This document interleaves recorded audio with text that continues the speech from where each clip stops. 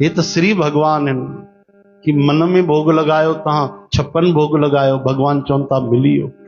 कथा ॿुधाईंदासीं न तव्हांखे। भक्तमाल जी कथा। हिकिड़ो कंजूस हूंदो त उहो चए पियो साईं रोज भगवान खे कपिड़ा पायो, ॾाढा ख़र्चा था लॻनि, कीअं कजे। हुयो बि समृद्ध, ग़रीब बि न हुयो। संत खे खिलाई त अरे भाई काई ॻाल्हि न आहे, तूं थोरो घणो कर, चई थोरे घणे में बि आख़िर रोज भगवान खे भोग लॻायूं। अरे त चंड्रा मिलंदी त तोखे रोटी, चई मिलंदी त तोखे आख़िर ध्यानु रखिणो पवंदो, वरी कुझु नवां भाॼियूं आणियूं पवंदियूं। संत खिली वेठा। अच्छा मानसिक करे सघंदे? कि हा। छा लॻंदो आहे? जी कुझु बि न। अखियूं बंदि कर, मन सां भोग लॻाए। वो छा खाराए? जेको खाराए, लागत लगे न फिटकरी रंग चोखाई चोखा। वो सेठ जी चयो मिलियो आहे मौक़ो त उहो शुरू थियो। सची घटना अथव, भक्तमाल जी कथा। उन पोइ भगवान खे रोज मानसिक पूजा कई। हाणे कॾहिं जलेबी खाराए, कॾहिं बढ़िया पूरी पकवान खाराए, पैसा त लॻणा कोन्हनि, पर वो कंजूसीअ जो स्वभाव काॾे वञे? स्वभाव बि त शइ आहे। चओ हरे राम। हाणे कंजूसीअ जो स्वभाव।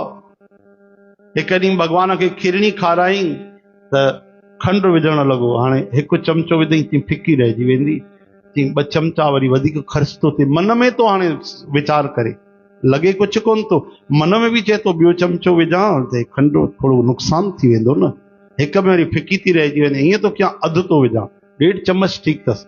भगवान शुक्र कयो, न त शुगर थी वेंदो, बीमारियूं ॾाढी थी हलनि। ठीकु आहे, अधु किराइण लॻो। अधु किराईंदे किराईंदे पूरो चमचो किरी पई खंडु। हाणे बाहि ताल मची वियो। मानसिक पूजा में हरी त नुक़सान थी वियो।